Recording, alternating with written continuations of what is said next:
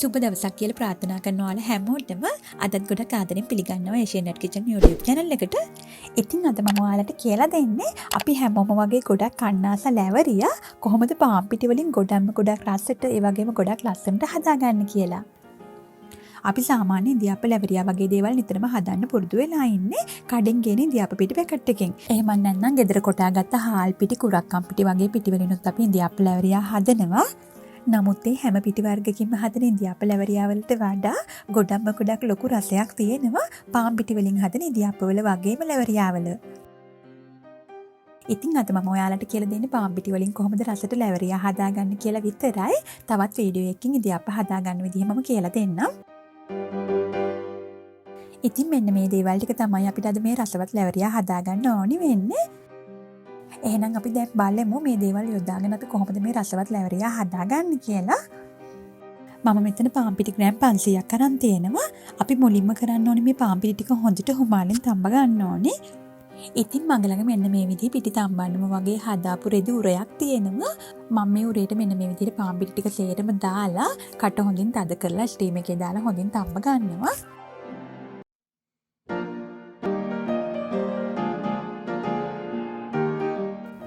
ඉතින් ඔයාලට පුළුවන් මේ වගේ එකක් නැත්නම් හොඳ පිරිසිදු ලොකු රෙදි කෑල්ලක් අරගෙන ඒකට මේ පාන් පිටි ටික සේරම දාලා හොඳ පොට්ටනියක් වගේ හදලා ඊට පස්සේ ඒක ස්ටීම් එකේ තියලා හොඳින් තඹ ගන්න පුළුවන්.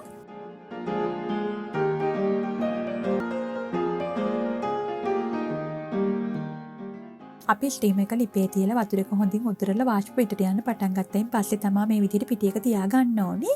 ඊට පස්සේ මෙන්න මේ වගේ හොඳින් පියනකින් වහලා විනාඩි 20ක් 30ක් වගේ කාලයක් හොඳින් පිටි එක තඹ ගන්න ඕනේ.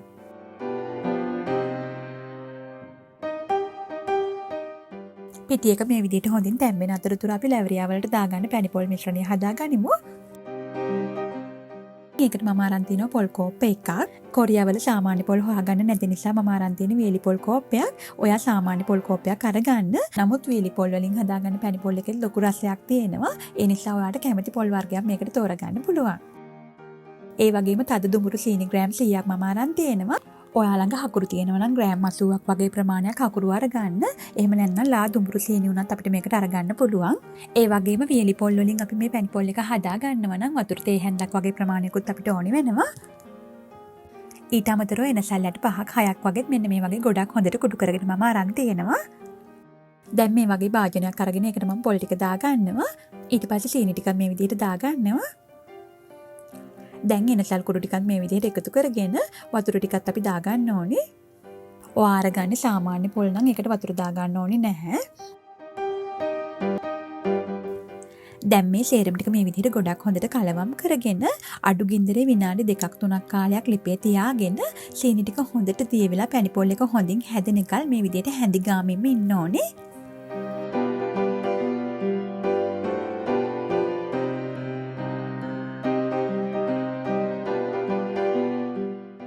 දැන් මේ විදිහට අපි හදාගත්ත පැණි පොල් එක මම මේ වගේ වෙනත් භාජනයකට දාලා නිවෙන්න පොඩ්ඩක් පැත්තකින් තියෙනවා.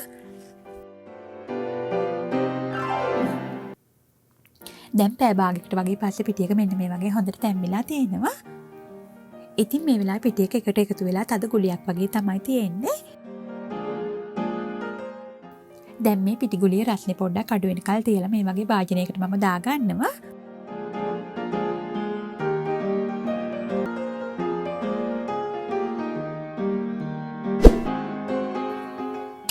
ඊට පස්සේ මේ පිටි එකේ තියෙන රස්නේ හොඳටම නිවෙන්න කලින් අතින් හරි එහෙම නැත්නම් මේ වගේ හැන්දකින් හරි පිටි එක පොඩ්ඩක් හොඳින් පොඩි කර ගන්න ඕනේ.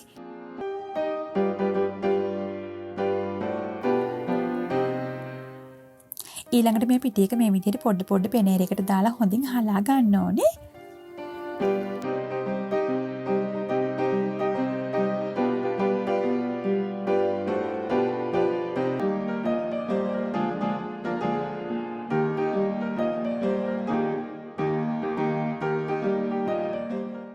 දැන් පෙනේරේ මේ විදිහට ඉතුරු වෙන පිටි ටික සේරම අපිට එකතු කරගෙන අවසානයේට බ්ලෙන්ඩ් කරගන්න පුළුවන්.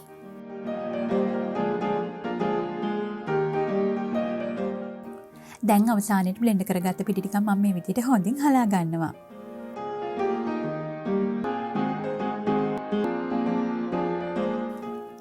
දැන් අපි මේ විදිහට හොඳින් හලාගත්ත පිටි ටික පැත්තකින් තියාගෙන ලැවරි හදාගන්න අවශ්‍ය කරන උපකරණ ටික ලෑස්ති කරගමු.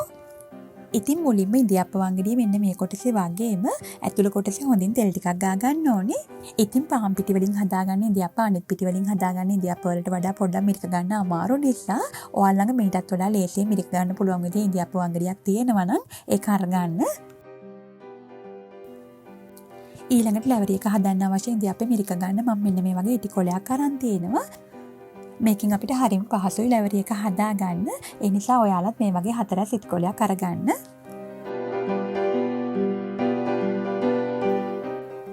දැන් මේ ඉටි කොලෙන් මතු පිටින් අපි මේ විදිහට පොඩ්ඩක් තෙල් ටිකක් ගා ගන්න ඕනේ.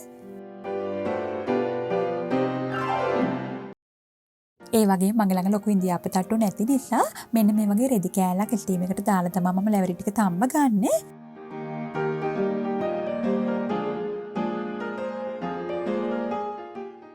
අනිත් වැදගත්ම දේ තමයි අපි මේ පිටි මිශ්‍රණය අනා ගන්න. මෙන්න මේ වගේ අඩිය පොඩ්ඩක් ඝනකම තියෙන භාජනයක් අරගන්න ඕනේ.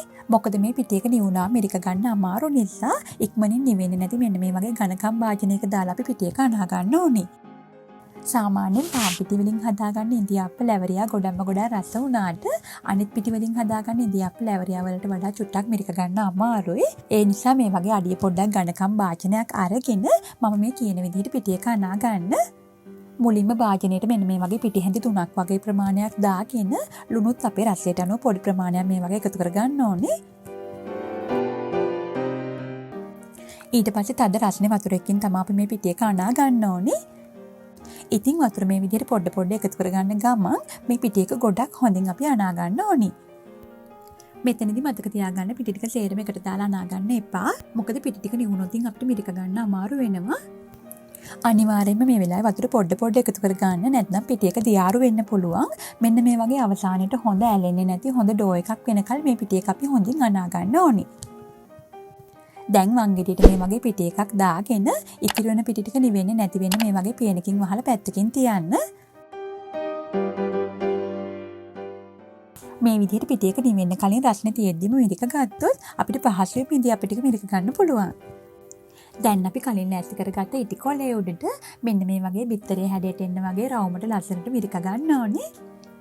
ඊට පස්සේ දිගාතට මෙන්න මේ විදිහට පැණි පොල් ටිකක් තියාගෙන ඉටි කොලෙන් මේ වගේ අනිත් පැත්තට නවා ගන්න ගමන් ලැවරියා එක ඇඟිලි වලින් මෙන්න මේ විදිහට පොඩ්ඩක් සීල් කර ගන්න ඕනේ.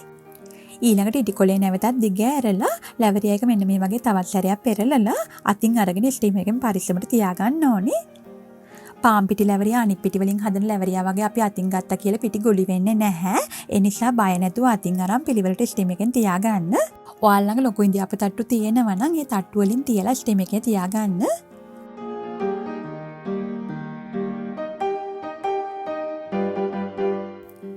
දැන් මම මේ විදිහට ස්ටීම් එකේ ලැවරි ටික ලස්සනට තියාගත්තා. ඉතින් අද අපි ගත්ත ප්‍රමාණයන්ගෙන් මේ වගේ ලොකු ලැවරි 10ක් වගේ අපිට හදාගන්න පුළුවන්.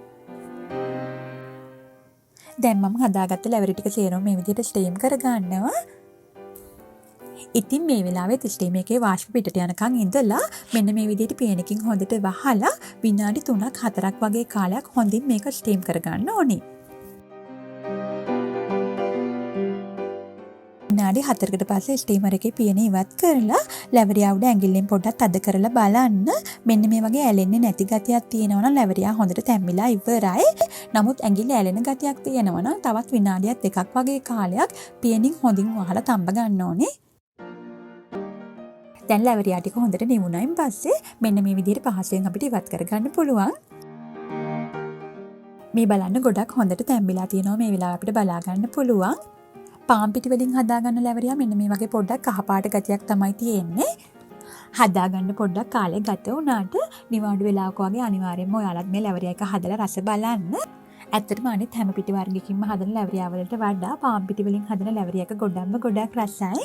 ඉතින් ඔයාලද මේ වීඩියෝ එකට කැමති නම් වීඩියෝ එකට ලයික් කරන්න, කමෙන්ට් කරන්න, ඒ වගේම තවත් යාළුවන්ට බලන්න ෂෙයා කරන්න.